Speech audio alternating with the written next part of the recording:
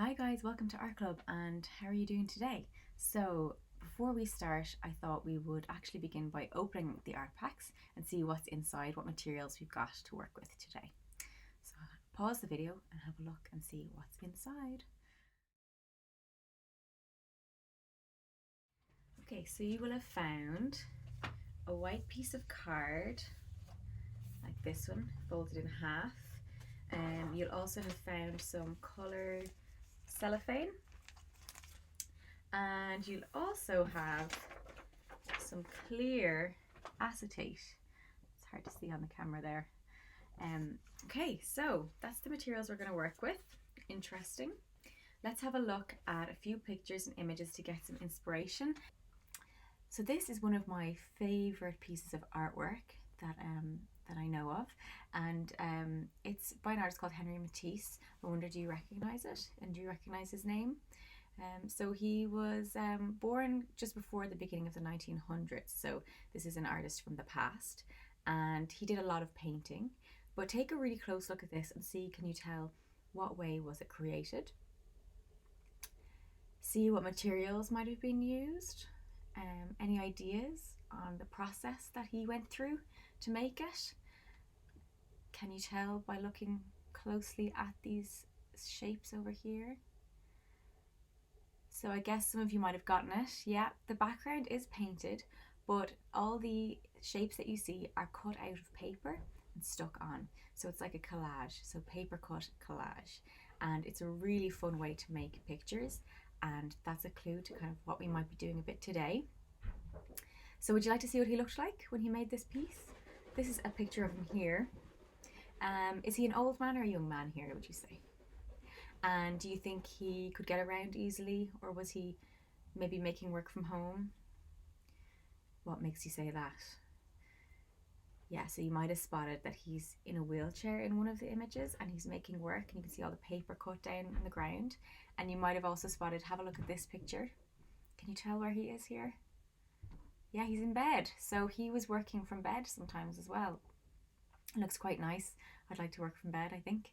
This is what his house looked like when it was covered with these paper cuts. So you can see that he was actually working with really big shapes, really big. They were covering the walls and the ceilings. What do you think? Do you like it? And another question would be, what was he making these pictures from? Was he going out and observing the world and copying the world by looking and drawing? Or do you think these were more from memory and imagination?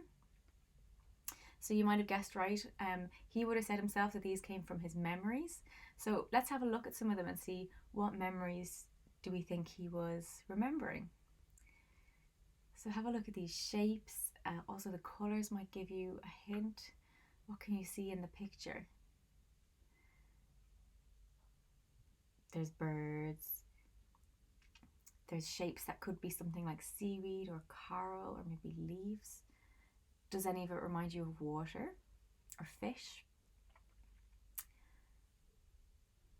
So this is an image that was a memory of the sea. And here's another one. I wonder, is there anything else coming into this one? Have a look at these shapes. They kind of look like something familiar, don't they? I wonder here, was he thinking of a garden? This one. When we were doing this one in the class, someone had a lovely perspective on it. They said that it reminded them of maybe a river or a jungle, but they also thought it reminded them of music. Can you see where they got that from? The lines of shapes, how that might look like music on a paper, or the shapes that you might imagine when you're listening to music. And then here's this final one. Now this one gave me the real idea for this week. So this is a model he had done in a drawing or cut out, where he was planning a stained glass window. So stained glass window, you might know it, is where they have coloured panes of glass and the light floods through and the colour fills the room. And I was thinking about the fact that he made these really big artworks. I was thinking about light and stained glass, and I was wondering, is there some way we could make an artwork similar? So have a look again at the materials we have here. Do you think we're going to be able to work very big today, or we're going to make something small?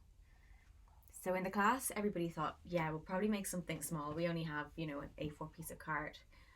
But you might be surprised to hear we're actually going to make a piece of artwork as big as a wall, maybe as big as the ceiling. Would you like to find out how? All right, I'm going to bring you on a trip to a dark room and show you what I made and see if you would like to make the same thing. Okay, so here we are outside the bathroom. This is the darkest room in the house if you turn the lights off in our house anyway. And this is the picture I made. So you can see, what did I use? I used the card to make a frame, and I've got the acetate, and I have the coloured cellophane inside, and you can see some shapes. I made a shape of a turtle and some shapes that reminded me of the garden. Okay, so you can see it's not very big. Let's see what happens if we bring it in here with a torch. Okay. All right, so the lights are off. I've got a torch. Here is my piece of art. And oh my God, look at this.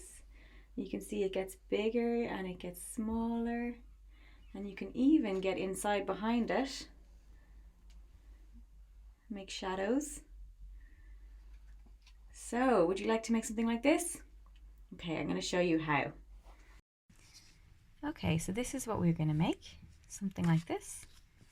Now, the first part is the trickiest bit, which is making the frame. So for that, we're going to take our white card, and yours is already folded in half. I'm just going to fold mine like that. Now, so you'll notice that you have this side here, and then you have an open side here, and we're going to do our cutting into this side. So we're not going to cut this here.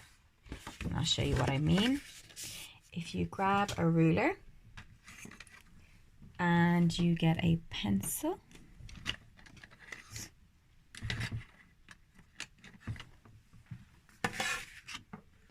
and if you put your ruler down along this folded side here, down here, just draw a line about that thick, about as thick as a ruler, and then you're going to do one along each side. So then you'll do one along each side like this, and like this over here.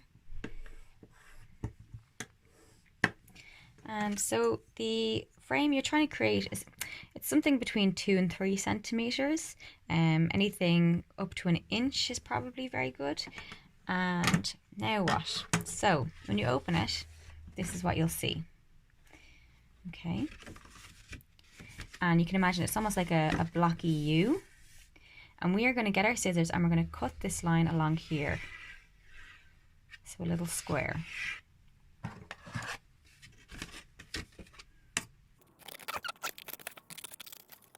And you'll know you've done it the right way if when you cut it out you end up with 2 separate pieces like this, and your frame kind of looks like a big eye like that. Okay, so no tape up here, just on the side here, and then I'm going to do one on the other side.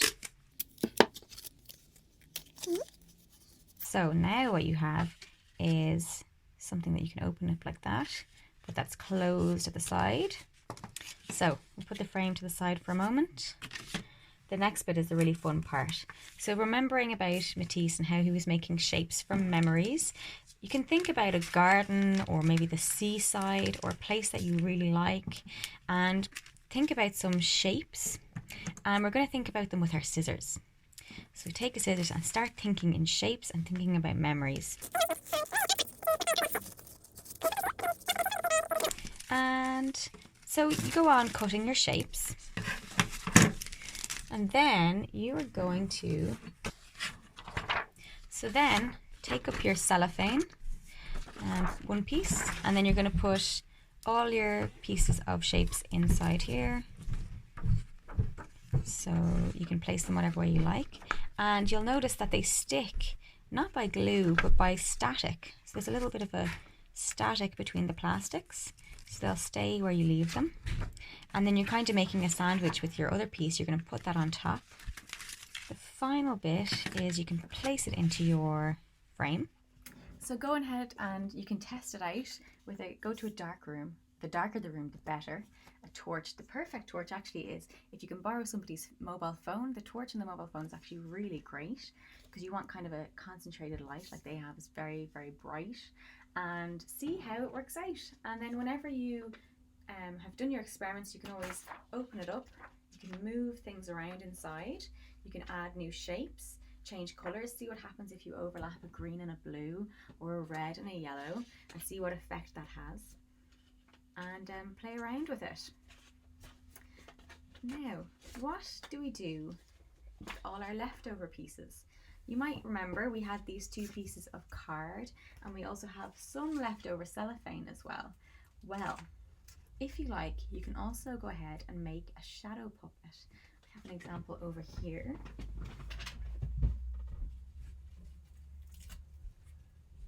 So I cut out a person shape out of the card, and then I added my pieces of cellophane, and then you can shine a torch in it in a dark room, and you can see this figure on the wall or on the ceiling, and you can play around with it. And if you have your piece like this and this one, you can almost create a theatre show with your puppet coming in and out of your picture and make a story. So go ahead, see what you can come up with. And don't forget, you can keep on playing with it, changing it.